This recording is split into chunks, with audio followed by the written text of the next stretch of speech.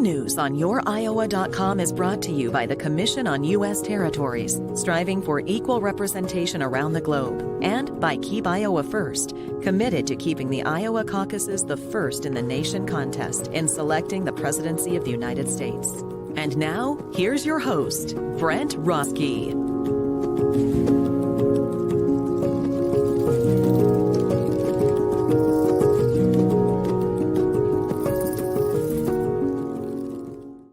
Good morning, everyone. Happy Friday to you. I couldn't be more grateful to be joining with you this morning.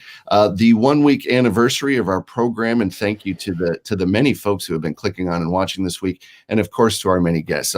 Just a week ago, we had an Oscar winner, Brian Fogel, and we've had an incredible week of guests. And today is no exception.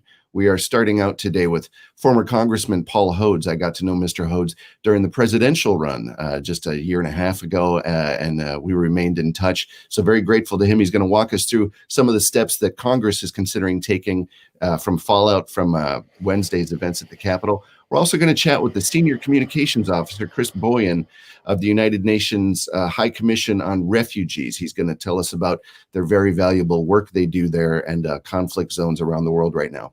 Also have a rep on from the Iowa Environmental Council today. So huge show. And next week, folks, we're going to step a little back more into the entertainment world. We've got the producer director of the CBS series FBI, Milena Govich, is an incredibly talented actress. She is now an incredibly talented television director. Chicago Med, Chicago Fire, FBI.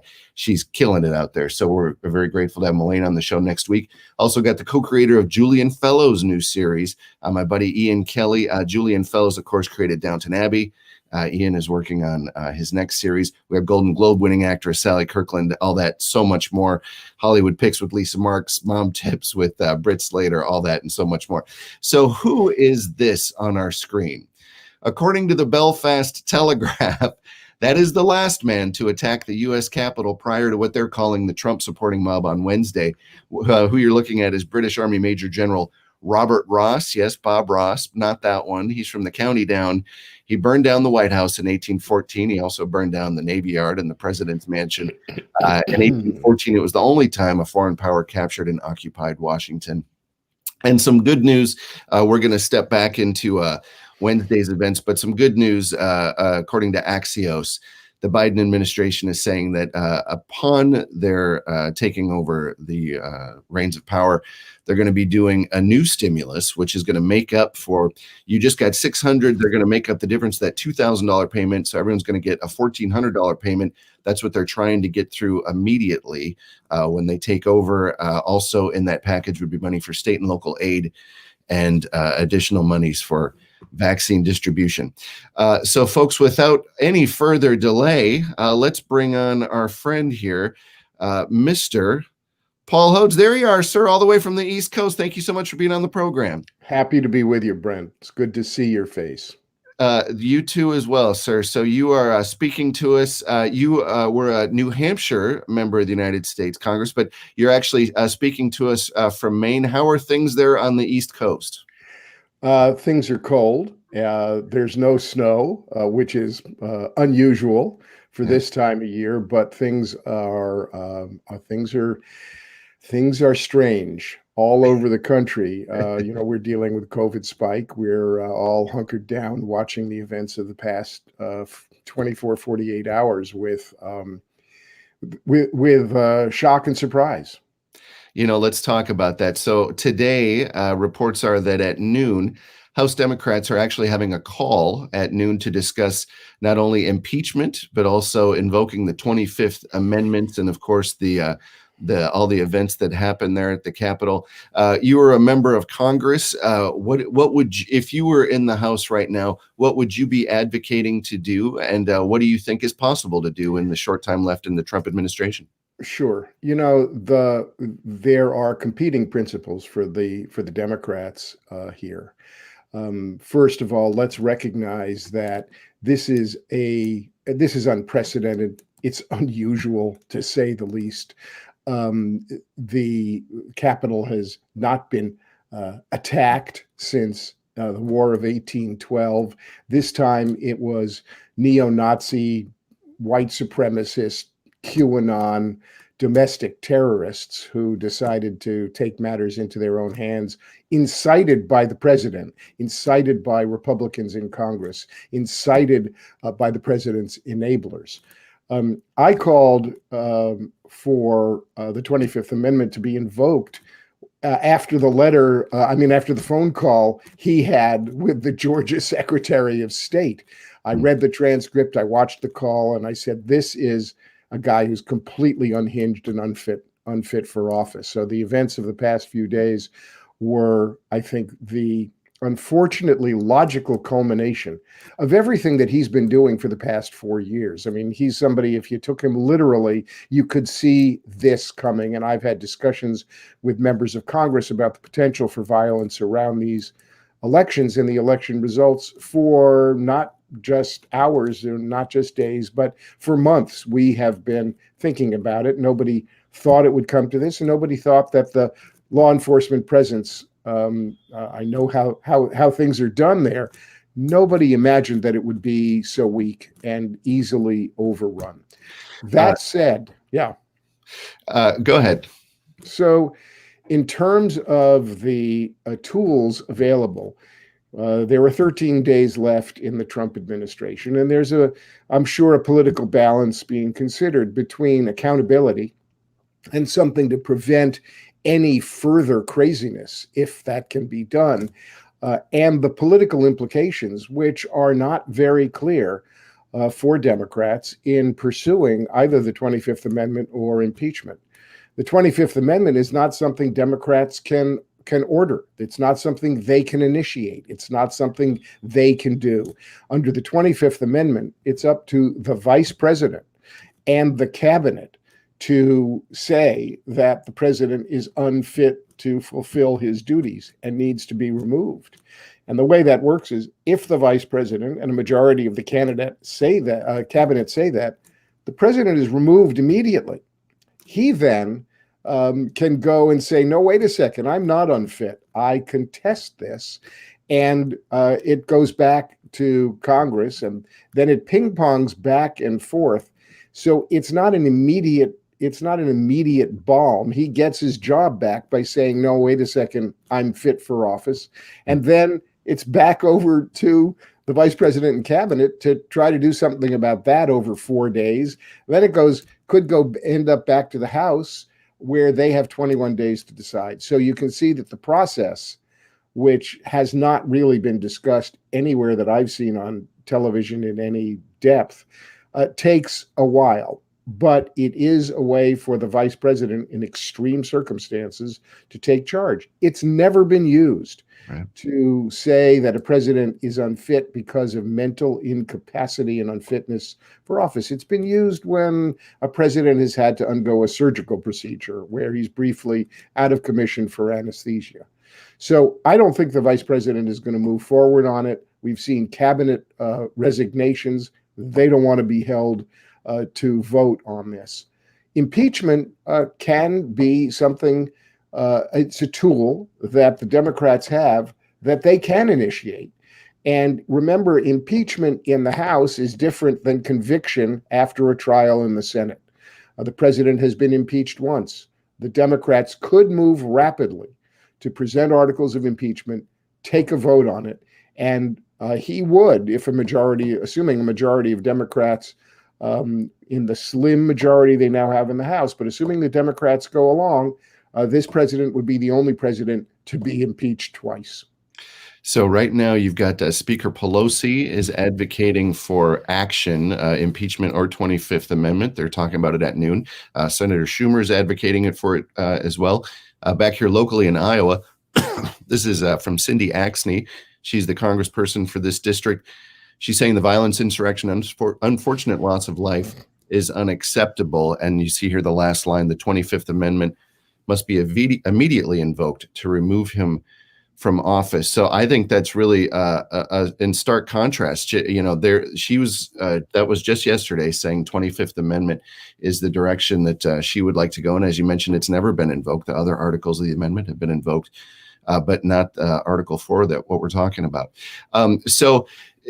Impeachment proceedings.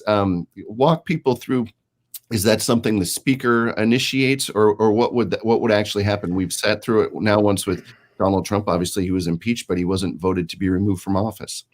My good friends on the Judiciary Committee would be the first order of business for articles of impeachment. That would be the committee.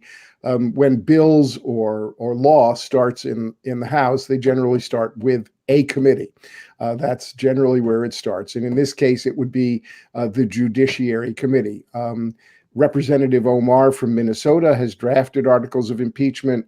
It is likely that members of the Judiciary Committee would either take those articles or craft their own articles of impeachment.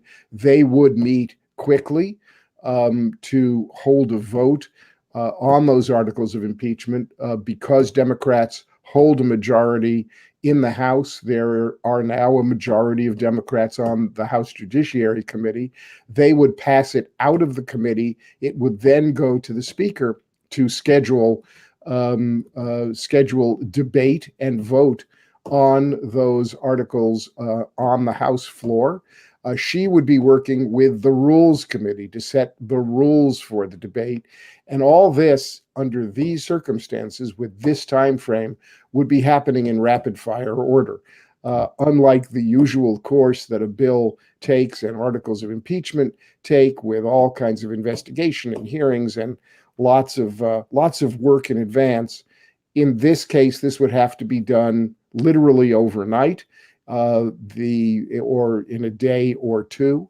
So it would go from the committee, the Judiciary Committee, to the Speaker, to the floor of the House. There would be debate, and there would be a vote on the articles of impeachment, understanding that there is no prospect of a conviction in the Senate. There is no way, either in time or given that currently the Senate majority is a Republican majority, there's no way that that the president would be convicted. This is symbolic. It is a way of wrapping the president up in worrying now about a second impeachment that would take his fevered mind off whatever else he might be planning. And it would be a symbolic accountability for the American people to understand just how serious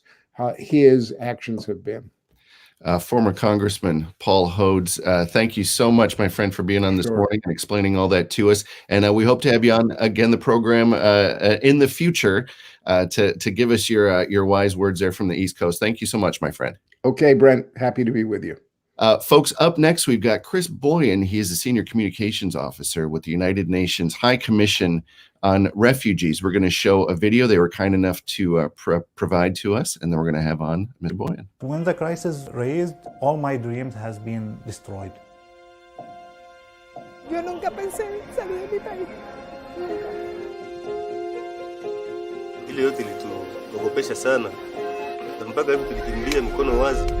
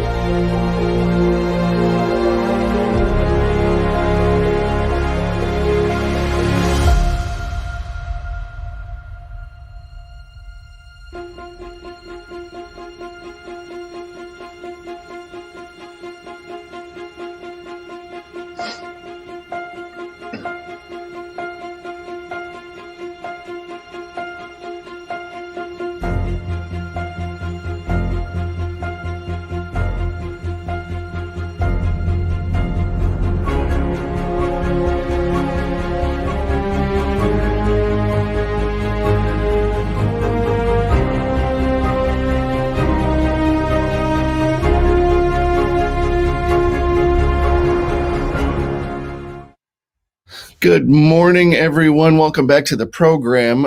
Very happy and honored to have Mr. Chris Boian. He is the Senior Communications Officer with the United Nations High Commission on Refugees. Thank you so much for joining us this morning, sir. Thanks very much, Brent, for having me. So we just watched that fascinating video, and I was hoping that you could just kind of walk viewers through. Obviously, this is not a new branch of the United Nations, but I was just wondering if you kind of give folks a little background on the amazing work that you do over there.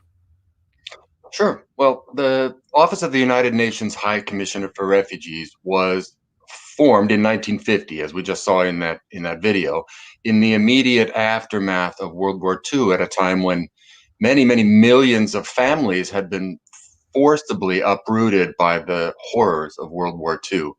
So that's when the organization was established. And this was at a time when the world was still very much reeling from the colossal violence of World War II. And the creation of the United Nations High Commissioner for Refugees really reflects a moment when all countries and all people made the conscious decision to heed really the better angels of our nature, and to understand that it is in our interest to make sure that we are taking care of and providing safety for all of those people who are fleeing horrors of violence and war and persecution. So that's how the organization began. And now it's 70 years later, and we continue to work to assist those people around the world. There are so many conflict zones around the world right now, and sadly in America, a lot of times we don't give attention where that is due. Just this week, it was reported that a fifth journalist in Afghanistan had been killed with their conflicts. Why don't you walk us through some of the areas right now that you folks are delivering aid to?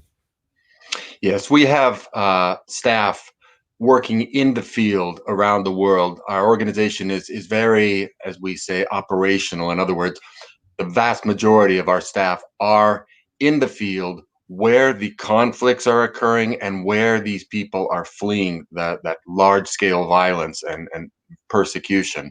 There are places like, obviously, everybody is familiar with the conflict that has been running for over 10 years now in Syria. So there are people that have been forced to flee Syria, mainly to neighboring countries, to Turkey, to Lebanon, to Iraq, and other countries in the region.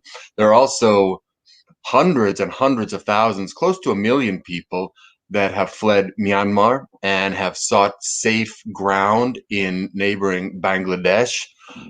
Um, More recently, in Eastern Africa, in Ethiopia, over 53,000 people have been forced to flee violence in one of the provinces, the Tigray province of Ethiopia, and to seek safe ground in neighboring East Sudan. So there are situations where our colleagues are working around the world to coordinate with partners and to support really governments in bringing to bear the humane solutions to help these people and to just give them a chance to regain possession of their own lives. You know, these numbers you mentioned are staggering. Thousands of human beings, and you get deluged by news every day, and it's hard to put a human face on it. And I think one thing your organization does very well is it turns it into the individual stories of folks. In the video we just watched, it was mentioned too that what they were wearing on their backs, what they could carry out with them. Why don't you describe, what does it mean for someone to have an established life in somewhere and all of a sudden through a conflict find themselves literally walking away from that area? Sure. Well, yes, the refugee situation and forced displacement in the world, we use these abstract terms, but this is about nothing if not about specific individuals, children, boys, girls, mothers, their fathers, families who have been forced to flee their own homes to remain among the living. So it is about those individuals very, very much. And that is what our organization focuses on. And when you ask yourself what it means to reach safe ground and what it means to have safety and have an opportunity to rebuild, to restart your life after escaping such horrific situations, you have to sort of ask yourself, what is a life about? What is a human life? Naturally, a human life is about physical sustenance. It's about food. It's about water. It's about warmth. It's about shelter. But that's not all a human life is. A human life is about basic dignity, about being able to take care of yourself, being able to work, do any kind of work, to provide for yourself, to provide for your family. It's about trying to improve yourself. It's about learning, education. So you have to look at what are the components of a human life? What does it mean to be human? And the essential core of a human life is dignity. And every single one of us is entitled to that basic human dignity and basic human respect. And so that's what our organization tries to do, and to help others in doing, really, including the people of Iowa and the American people in general, in helping make sure that those human beings in that moment of extreme vulnerability are not forgotten and are given access to safety so that they can then help themselves restart their lives and contribute to the communities that help them. You know, I'm a member of the Producers Guild, which is the logistics of putting up a production, a film or a television production. But I cannot imagine the logistics of getting thousands of people shelter, something to eat, clean water to drink. And obviously there are other organizations. How does that all work together? Who decides who's doing what? How does that work? Well, there's no set answer to that question. My organization, the United Nations High Commissioner for Refugees, is the global organization that has been mandated by the countries of the world, really, to lead and coordinate the world's response to forced displacement, to refugees, people fleeing violence. Now, how that looks in any given place at any given time may vary. We work with many, many partners, both at the global level, at the regional level, and very much so at the local level. We help people help themselves. And our organization and all of the partners we work with exist to support the governments of the world, who have the first line of responsibility in responding to those situations, as they know.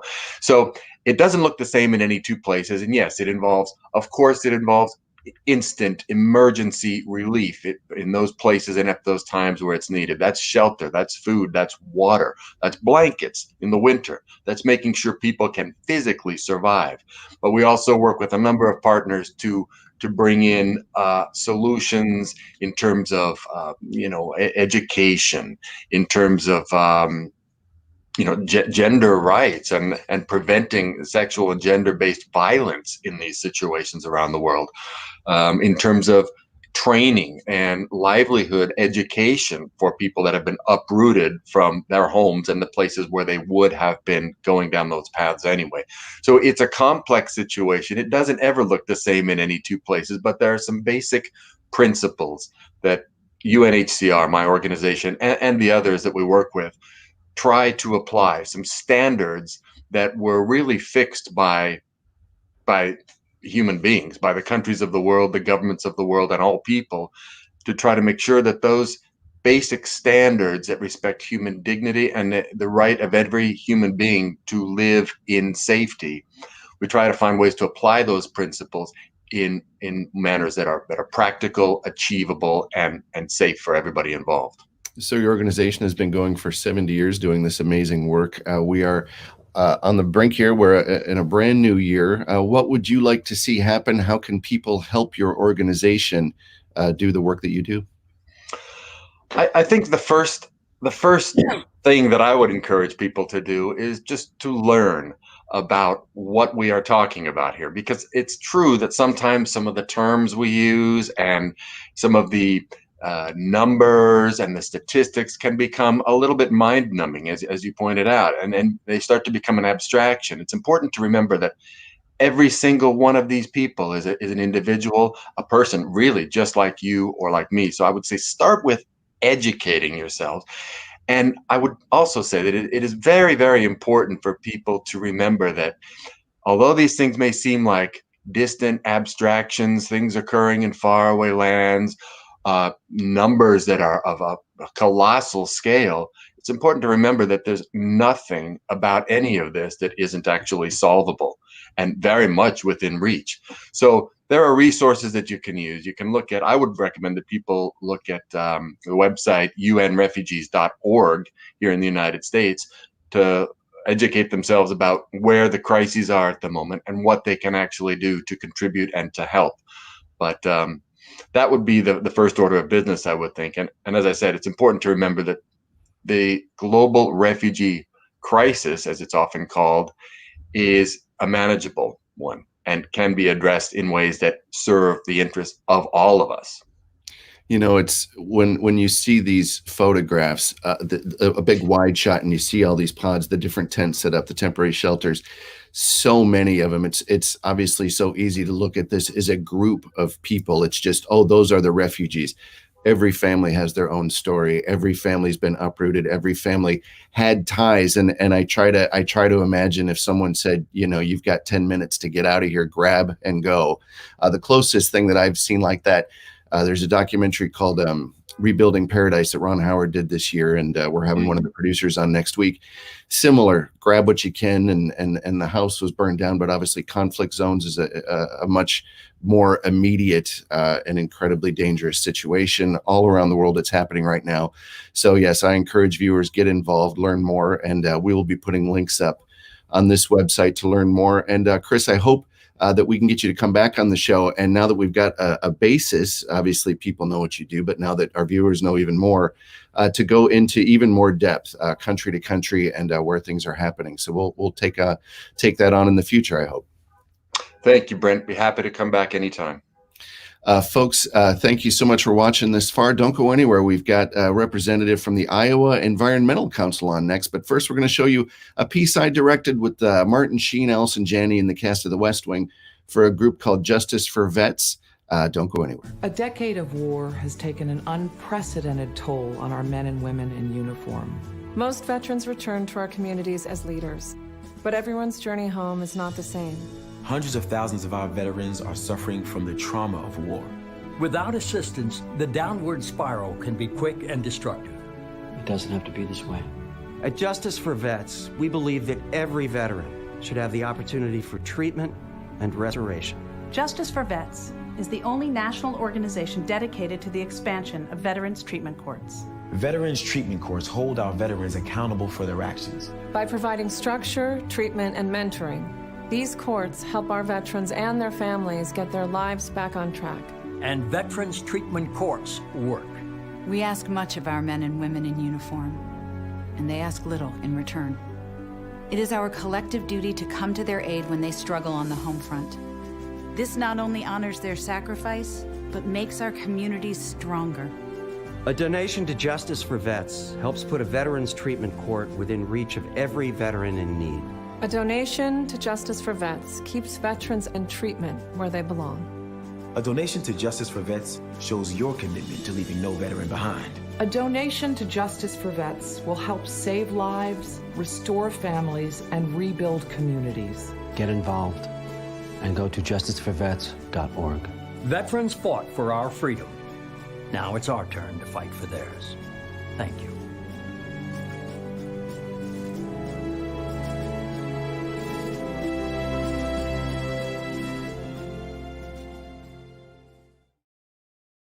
Folks, welcome back to the program. Happy to have on Kristen Weaverling with the Iowa Environmental Council. Thanks so much for coming on today, Kristen. Yeah, thanks for having me, Brent.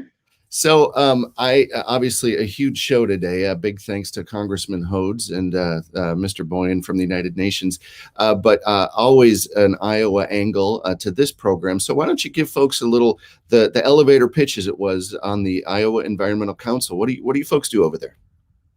Absolutely. So the Iowa Environmental Council is a nonprofit that hopes to empower Iowans to advocate for a sustainable future here in Iowa. And I am here today with the 100% Iowa Project, which is a specific energy-focused project of theirs, which aims to inspire Iowans to gather and to really push for clean energy here in our state. So 100% DSM is a project of that, and we are organizing clean energy supporters around a resolution for the city of Des Moines that would call for a 24/7 carbon-free standard. Oh, now explain what that is. 24/7 carbon-free standard. What is that? Yeah, so it's really unique. 24/7 carbon-free essentially means that around the clock, that energy that you're producing anytime you flip on a light switch would be from clean energy resources.